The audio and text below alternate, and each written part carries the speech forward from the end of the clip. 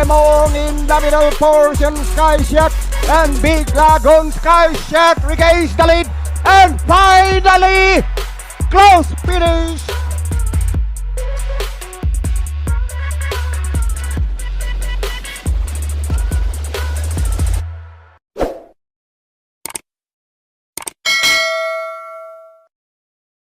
Good day bayang karerista, welcome back sa ating channel dito sa Karera sa Pinas. Muli tayong magbibigay ng ating mga kursunada, tips at analysis para naman sa magaganap na karera ngayong araw ng Miyerkules, first racing day of the month and the week, June 3, 2026. Balik na tayo dito sa racetrack ng Philippine Jockey Club sa Padre Garcia, Batangas. Magsisimula ang mga karera ng alas 5:30 ng hapon. Meron tayong 7 karera na paglalabanan sa distansyang 1200 meters. The usual, meron tayong isang set ng winner take all, isang set ng pick 6, isang set ng pick 5, isang set ng pick 4, at syempre nandiyan yung mga paborito nating exotics. Busog na busog tayo sa karera ngayong week. Isang linggo tayo may karera dahil may pakarera tayo sa Thursday, May 4. Pero doon naman yan sa kabila sa Metro Turf. Mukhang yan yung na-cancel na karera 2 weeks ago. Mukhang babawiin nila yung isang racing day na nawala sa kanila. Kaya siguradong masayang-masaya ang mga classmates natin ngayon. Dako na tayo dito sa karera natin ngayong Miyerkules. May kahirapan ng lineup natin. 3 maiden races agad ang inain sa atin ng race 1 hanggang race 3 at magulo agad. Medyo makapal din ang entries natin ngayon kaya siguradong na magaganda at nagagandahang dividendo na naman ang makikita natin ngayong Wednesday. Lalo na pag may nakalusot ng mga dehado. Kaya wag niyong iiwan yan dahil siguradong yan ang magbibigay sa inyo na nagtataba ang dividendo. Wag na natin patagalin pa. Simulan na natin magbigay ng giya bayang karerista. Race number 1, start ng ating winner take all, races 1 to 7, isang 3-year-old and above maiden race group placers. Meron tayong 8 kalahok. Dito ang first choice ko, yung numero 4 si You Can Bet On Me, gagabay ni John Alvin Guse. Last March 28, dito rin sa PJC, nagtalaya ng 1 minute 27.6 sa 1400 meters, kung sa nasegundo siya kay Balisong. May best time naman niya na 1 minute 14.2 sa 1200 meters. Ito, tatlong takbo nito, lahat segundo, pero magagaling yung nasegunduhan nito. Yung huli kay Balisong, nasegundo to. Sa karerang to, tingin ko siyang subok na sa malalakas na laban. Baka ngayon na. Tingin ko isusunod lang ni Alvin to. May mga matutulin ako nakikita kaya baka mapabor sa kanya. Ang panigundo ko naman dito yung numero 8 si Golden Showtime. Gagabay ni Noel Lunar last May 20. Dito rin sa PJC nagtalaya ng 1 minute 14 sa 1200 meters. Kung saan natersera siya kay Kang Kaluking at Animo Magnolia. Ito maganda na yung tinakbo nito noong nakaraan. Sadyang malakas lang yung nalabanan. Tingin ko nagamayin ni Noel to. Matuli na kabayo. May mga matutulin din pero parang tinuturuan na sumunod to. Baka sakali mag-komento pa. Ito ang panigundo ko dito. Good luck bayang karerista. Race number 2, start ng ating pick 6, races 2 to 7, isang 3-year-old and above maiden race group placers ulit. Meron tayong siyam na kalahok naman. Ang first choice ko dito, numero 8 si Mighty Bell, gagabay ni CV Garganta. Last May 20, dito rin sa PJC, nagtalaya ng 1 minute 15.2 sa 1200 meters, kung saan pumang-anim kila Kang Kaluking at Animo Magnolia. Eto, baka ilaban na ngayon to. Nung unang takbo nito, minamagaling to pero di nagpakita. Baka ngayon ilabas na yung galing nito. Alam naman natin, Bell Racing, home court niyan dito sa PJC. Baka sakaling ilaban na, tingin ko malaki ang panalo nito. Ang panigundo ko naman dito yung numero 7 si Lookin Cool, kagabay ni Charles Reyes, last May 10, dito rin sa PJC. Nagtalaya ng 1 minute 15.4 sa 1200 meters, kung saan pumanglima naman siya kila Dame of Panya at Ikaw ang Pag-asa. Ito naman matuling kabayo to, sweepstakes runner din to. Nung nakaraan malakas yung nalabanan, kaya di nakaporma sa unahan Dito sa karerang to, tingin ko siya na mauuna dito. Wag lang mabulabog to at mapahirapan, kayang tumapos nito, maiksi pa ang karera. Ito ang second choice ko. Good luck bayang karerista. Race number 3, start ng ating pick 5, races 3 to 7, isa ulit 3-year-old maiden race, pero ito naman group non-placers. Meron tayong 7 kalahok. Dito ang first choice ko naman yung numero 5 si I Dominate, kagabay ni JT Pabilik.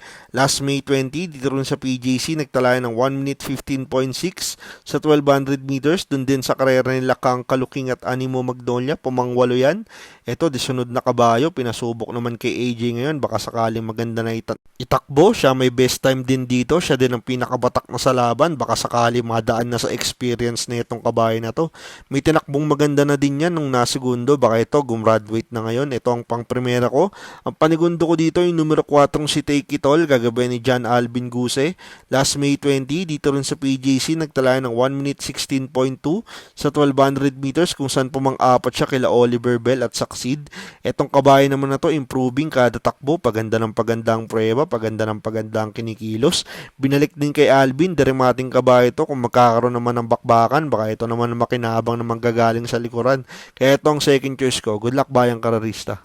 Race number 4, start ng ating pick 4, races 4 to 7, isang Pilracom rating based handicapping system class 4, 42 to 56 split, meron tayong 11 runners. Ang first choice ko dito, yung numero 5 si Super Daily din, gagabayan ni John Alvin Guse. Last May 22, dito rin sa PJC, nagtala ng 1 minute 13.8 sa 1200 meters, kung saan tinalo niya si Dixie Sky. Ito, lumakas yung laban, pero nung nanalo to nung nakaraan, nakapigil eh. Madami pa, baka sakaling mag-umento pa. Maraming pwedeng bumanat sa kanya sa unahan dito, pero baka sakaling ipilit iuna ni Alvin at ma-rate na maganda, tingin ko pwedeng makaulit to. Ang panigundo ko naman dito yung numero 3 na si Light Bearer, gagabayan ni Noel Lunar. Last May 29 sa Metro Turf, nag-vicious run yan, nagkalaya ng 1 minute 14.4 sa 1200 meters. May best time yan dito sa PJC sa 1200 meters sa 1 minute 13. Ito ang siya sa pwedeng nasa unahan din, pero lately naturuan ng sumunod to eh. Baka sakaling isunod lang ni Noel to, baka makapwesto ng maganda at makadiskarte eh. Tingin ko humina na din laban nito. Ito ang second choice ko, pero magulong karera tong race 4. Marami ako nakikitang may panalo, magdagdag kayo dito. Good luck bayang karerista. Race number 5, last daily double plus 1, isang Pilracom rating based handicapping system class 4, 42 to 56 split, meron tayong 8 kalahok. First choice ko dito, numero 3, Every Sweat Counts, gagawin ni Jeff Sarate. Last May 29, dito rin sa PJC, nagtalaya ng 1 minute 19.8 sa 1300 meters, kung saan pumangsyam kila Sky Warrior at Windfall. May best time yan sa 1200 meters sa 1 minute 12.6. Ito, medyo humina ang laban. Matuling kabayo, malamang iuna na agad ni Jeff to. May pa ang karera, mukhang tailor-made sa kanya ang karerang to. Alam naman natin si Jeff, napakagaling mag-rate ng debokang kabayo. Mukhang one ride, one win siya ngayong Wednesday kung sakasakali, pero hindi ko sisingilin yan. Kung may tatalo, tingin ko yun na din yung numero 8, si Victorious Babylin, gagawin ni JT Pabilik. Last May 29 sa Metro Turf, nagtala ng 1 minute 28.2 sa 1400 meters, kung saan pumangwalo kila Ready to Risitol at Candy and Wine. May best time naman yan dito sa PGC na 1 minute 12.2 sa 1200 meters. Ito, ganun din. Malakas din nalabanan nito sa kabila. Nung last runs niyan dito sa PJC, isang tersera, isang segundo, malalakas din yung nalabanan. Ngayon, maganda numero. Baka maisunod agad ni AJ. Kung may rarabit kay Every Sweat Counts, ito, tingin kong tatalo. Good luck, bayang karerista. Race number 6, penultimate race, last daily double for the day. Ang Pilracom rating based handicapping system class 5, 17 to 41 split. Meron tayong 7 kalahok. Dito sisingilin ko na yung numero 4 si Yana Special, kagabay ni JB Hernandez. Last May 23, dito rin sa PJC, nagtala ng 1 minute 22.2 sa 1300 meters, kung saan pumang-anim siya kila Freedom Lover at H.E. Halley. May best time yan sa 1200 meters sa 1 minute 14.2. Ito, hindi maganda yung tinakbo nung nakaraan, sinabayan na agad nung Freedom Lover, kaya nahirapan na din eh. Ngayon, binigay na kay Uno, matuling kabayo, umiksi pa karera, isa pa parang mas gumanang laban. Mukhang kay Uno talaga bagay itong kabayo na to, mukhang solo ere pa to dito, baka mahirapan na silang habulin to. Sisingilin ko na to, para sa akin, lamang to, numero 4, Yana Special. Good luck bayang karerista. Race number 7, last race for the day, isang Pilracom rating based handicapping system class 5, 17 to 41 split, meron tayong 10 kalahok. Dito ang first choice ko, yung numero 8 si King Wash Fabcon, gagabay ni Boji Henson. Last May 16 sa Metro Turf, nagtala ng 1 minute 30.8 sa 1400 meters. Ito, na-scratch to nung nakaraan sa kabila, pero malaki na panalo nito eh. Binigay ngayon kay Boji, mukhang inaasahan nila to ngayon. Isa pa, yung takbong maganda nito na tersera eh, dito sa PJC yun. Mukhang mas gusto niya ang pista dito, derimating kabayo to. Pero baka maipwesto agad ni Boji, parang puro derimati din ang kalaban eh. Panigundo ko naman dito yung numero 4 si Ligiron, gagabay ni Boom Boom Villegas. Last May 22, dito rin sa PJC, nag-barrier yan sa 1200 meters, nagtala ng 1 minute 15. May best time yan sa 1200 meters na 1 minute 14.4. Ito, napahinga, pero bago napahinga to, ilang beses na Yamado to eh.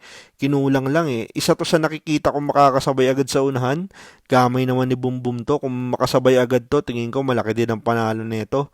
Pero last race, paratingan, isa pa, magulong karera to. Lagi nating paalala, magdagdag kayo dito, sama nyo yung mga silip yung dihado para pag namumuro na kayo, kayo, mas malaki na ang chance ang manalo ng mga parating nyo dito sa huling karera. Good luck bayang karerista. Yan ang ating mga kursunada, tips at analysis para naman sa magaganap na karera ngayong araw ng Miyerkules, June 3, 2026 dito sa racetrack ng Philippine Jockey Club sa Padre Garcia, Batangas. Lagi nating paalala, ito'y sariling aral at kursunada lamang. Pagdating sa tayaan, kayo pa din ang masusunod. Maraming salamat sa inyong patuloy na pagsuporta dito sa Karera sa Pinas.